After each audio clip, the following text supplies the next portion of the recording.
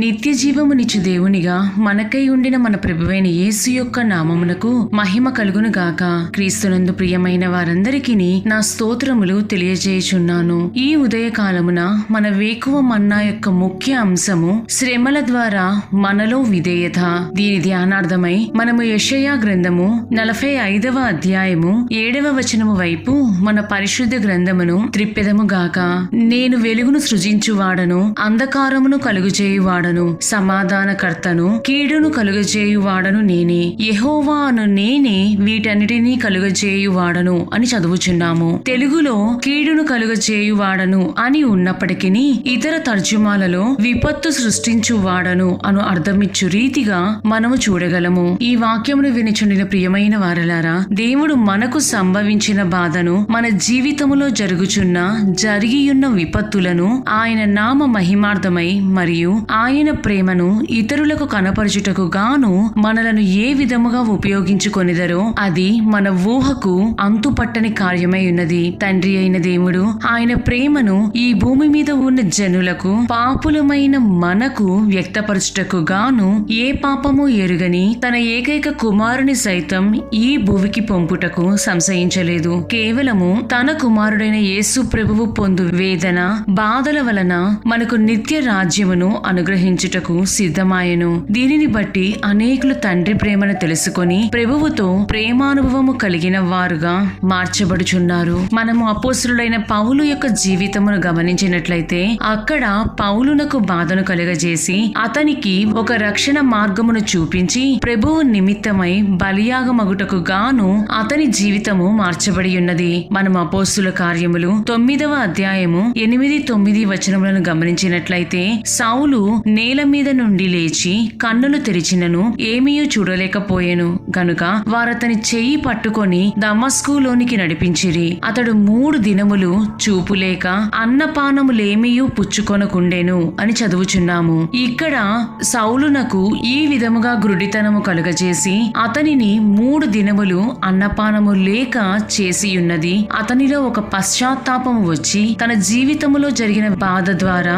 అనేకుల జీవితములలో ప్రభువు యొక్క మాధుర్యమును నింపుట కొరకై ఉన్నది. మనము అదే 9వ అధ్యాయము 13 నుండి 15వ వచనముల వరకు క్లుప్తముగా గమనించినట్లయితే అననీయ, ప్రభువా, ఈ మనుష్యుడు యెరూషలేములో నీ పరిశుద్ధులకు ఎంతో కీడు చేసి ఉన్నాడని చెప్పగా అందుకు ప్రభువు, నీవు వెళ్ళుము, అన్యజనుల ఎదుట, రాజుల ఎదుటను, ఇశ్రాయేలీయుల ఎదుటను నా నామము భరించుటకు ఇతడు నేను ఏర్పరచుకొనిన సాధనమై ఉన్నాడు అని చెప్పినట్లుగా మనము చదవగలము. ఆ విధముగా పౌలు పడిన బాధలను, వేదనను బట్టి చివరకు ప్రభువు నిమిత్తము ప్రాణము పెట్టు వారిగా మార్చబడి ఉన్నాడు. ఇవన్నీను కూడా తాను పొందిన శ్రమల ద్వారా నేర్చుకొనిన దేవుని ఎడల విధేయతయై ఉన్నదని మనము గుర్తించవలెను. పాత నిబంధన కాలములోని యోనాను ఏ విధముగా తన ప్రణాళిక చొప్పున తండ్రి అయిన యెహోవా వాడుకొని ఉన్నారు. అక్కడ ఒక పెద్ద విపత్తునే కలుగజేసి వారు చీటీ వేసినప్పుడు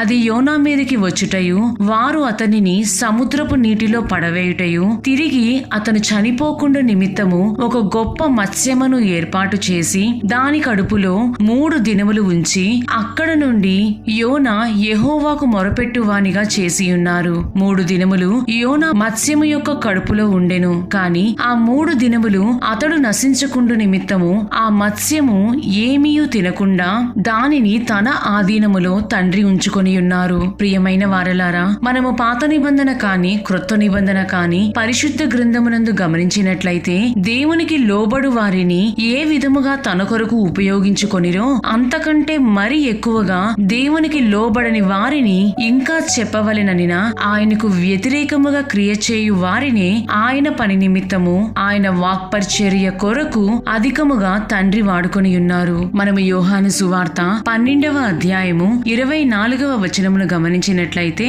గోధుమ గింజ భూమిలో పడి చావకుండిన ఎడల అది ఒంటిగానే యుండును, అది చచ్చిన ఎడల విస్తారముగా ఫలించును అని చదువుచున్నాము. ఆ విధముగానే ప్రభువు మరణము ద్వారా మనందరికి నిత్య జీవము అనుగ్రహించబడెను. యేసు ఎవరో తెలీదు అని ముమ్మారు బొంకిన పేతురు క్రీస్తు నిమిత్తము అనేక శ్రమలు పడి హతసాక్షులుగా మార్చబడి ఉన్నాడు. మనము అనేకమైన విషయములలో మనకు జరుగు ఆలస్యమును బట్టి వ్యతిరేకతలను బట్టి నిరుత్సాహపడుదుము. నేను దేవునికి ఇంత లోబడినను నాకు తగిన ప్రతిఫలము దొరకడం లేదని తలంచెదము. అయితే పాత పరిశుద్ధులందరూ ఆయనకు విధేయతను చూపి ఆయన చేతిలో బహుగా వాడబడి ఆయన నామ మహిమార్థమై ప్రయాసపడిరి. మనము అపోస్తలుడైన పౌలు హెబ్రీయులకు రాసిన పత్రిక 5వ అధ్యాయము 8వ వచనమును గమనించినట్లయితే ఆయన కుమారుడయ్యుండియు తాను పొందిన శ్రమల వలన విధేయతను నేర్చుకొనెను అని చదువుచున్నాము. కుమారుడైన యేసు ప్రభువే